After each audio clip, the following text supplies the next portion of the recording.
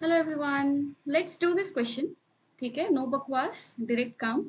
सो हमारे पास एक कार्ट है जिसका मास क्या है, कैपिटल एम है, and this is at rest. So this cart, इसके सेंटर ऑफ मास को लेट्स से मैंने यहाँ से इंडिकेट किया एम, कार्ट के सेंटर ऑफ मास को।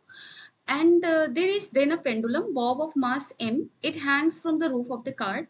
पेंडुलम सिंस बहुत छोटा मास है, ये यहीं पे कॉन्सेंट्रेटेड है, सो इस डॉट को ही समझ लो इसका सेंटर ऑफ मास पेंडुलम का। Now what is happening, the string breaks, the bob falls on the floor. So ये टूटेगा तो ऑब्वियस ही बात है ये यहाँ के गिरेगा, सर्टेन वेलोसिटी से गिरेगा। आप लोग बहुत सारे फिजिक्स अब तक पढ़ चुके हो, है ना? If you are doing this question it means you have dealt with motion under gravity, right?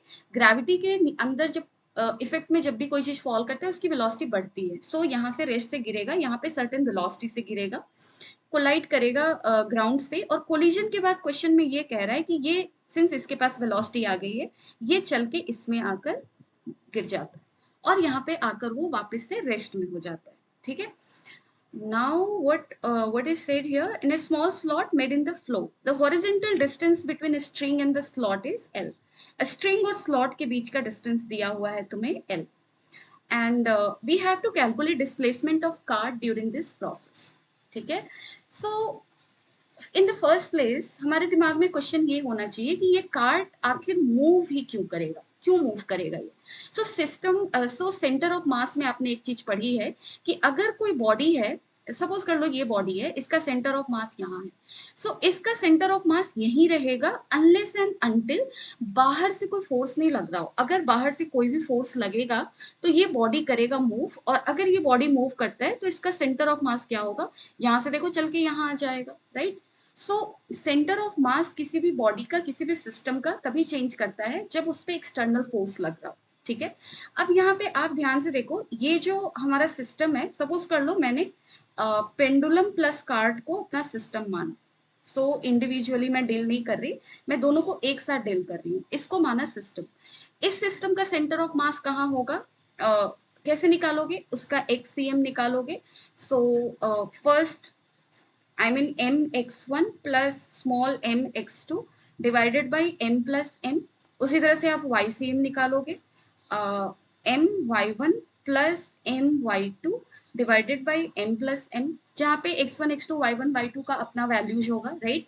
Now let's talk about, अगर अगर ये बॉब टूट कर गिरता है, स्ट्रिंग टूट कर गिरता है, तो चेंज क्या हो रहा है। देखो, स्ट्रिंग टूट कर गिरा, इस स्ट्रिंग पे टूटने के बाद कौन सा फोर्स लग रहा है, पहले से भी कौन सा फोर्स लग रहा था, ग्रेविटी फोर्स लग रहा था। और जब ये टूटेगा ना तो इस ग्रेविटी की वजह से ये बॉब एक्सेलरेट करेगा। सो जो फोर्स इसके मोशन के लिए रिस्पॉन्सिबल है वो ग्रेविटेशनल फोर्स है, जो कि पेंडुलम प्लस कार्ट के आउटसाइड से लग रहा है। सो यहाँ पे वाई डायरेक्शन में एक फोर्स लग रहा है, and that is external force, and that is gravitational force. इसका मतलब अगर एक्सटर्नल फोर्स लग रहा है वाई डायरेक्शन में तो Y C M will change. So Y C M के लिए आप क्या लिखोगे, it is going to change, यानी कि delta Y C M will not be equal to zero. But let's talk about X C M. X C M क्या है, horizontal direction में उसका सेंटर ऑफ मास का मेजरमेंट। सो और you can say horizontal coordinate of it centre of मास। ये कब change होगा, जब हॉरिजेंटल डायरेक्शन में कोई भी फोर्स लग रहा हो, जो कि नहीं लग रहा है यहाँ पे, राइट? सिस्टम के बाहर से तो कुछ भी नहीं लग रहा, क्योंकि यहाँ अगर फ्रिक्शन भी लगा होगा इसके सरफेस का तो कार्ट के सरफेस का फ्रिक्शन है, और मैंने कार्ट और पेंडुलम दोनों को सिस्टम माना है एक साथ। तो जो भी फ्रिक्शन ऑपरेट होगा वो इंटरनल फोर्स हो गया, राइट? सो जो भी फोर्स लग रहा है that is internal, and that is not going to affect its center of mass, वो इसके सेंटर ऑफ मास को अफेक्ट नहीं करेगा। सो हमें ये दिख रहा है कि delta x C M is not equal to, is equal to zero, sorry, this has to be equal to zero, क्योंकि सेंटर ऑफ मास को चेंज नहीं करना चाहिए X direction, because no external force is acting towards X axis. अब देखो यहाँ पे m का तो x का सेंटर ऑफ मास चेंज हुआ है, इनिशियली यहाँ था, फाइनली यहाँ है, चेंज हुआ है, राइट? सो अगर एक का चेंज हो रहा है तो दूसरे का भी चेंज होना चाहिए, सो दैट ओवरऑल चेंज ना हो। So let's deal with it. Let's say मैंने इसको मान लिया y एक्सिस, इसको मान लिया x एक्सिस। y एक्सिस को मैं चेक ही नहीं करना, x एक्सिस को करते हैं। सो इनिशियली इसको अगर y एक्सिस माना है तो पेंडुलम का इनिशियल x कोऑर्डिनेट क्या होगा, जीरो। है ना, क्योंकि वो वाई एक्सिस पर है। और पेंडुलम का फाइनल एक्स कोऑर्डिनेट क्या होगा, वो यहाँ पे आके लैंड कर रहा है, ये डिस्टेंस हमारे क्वेश्चन में एल दिया हुआ है, so L. So delta x1 कितना होगा, एल माइनस जीरो। ये चेंज हमें मिल गया। अब सेकंड बॉडी की तरफ चलते हैं। सेकंड का सपोज कर लो सेंटर ऑफ मास इनिशियली मैंने यहाँ माना था एक्स नॉट डिस्टेंस पे। सो सेकंड का इनिशियल सेंटर ऑफ मास है एक्स नॉट। सेकंड का फाइनल सेंटर ऑफ मास, अगर एक बॉडी राइट चल रही है तो दूसरे को लेफ्ट जाना चाहिए इफेक्ट को नलिफाई करने के लिए, राइट। सो मैं ये मानूंगी कि चलो कार्ट इधर की तरफ मूव किया, कितने डिस्टेंस से, लेट्स से ये मूव कर रहा है एक्स डिस्टेंस से। सो सपोज करो ये यहाँ आ गया। सो इनिशियली पोजीशन क्या है एक्स नॉट, फाइनल पोजीशन क्या होगा ये वाला। और ये कितना है, एक्स चला है ना, यहाँ से यहाँ तक एक्स चला है। So x naught minus x. So this is x naught minus x. अब आप क्या करो, चेंज निकाल लो, डेल्टा एक्स टू कितना होगा, final minus initial minus x you will get.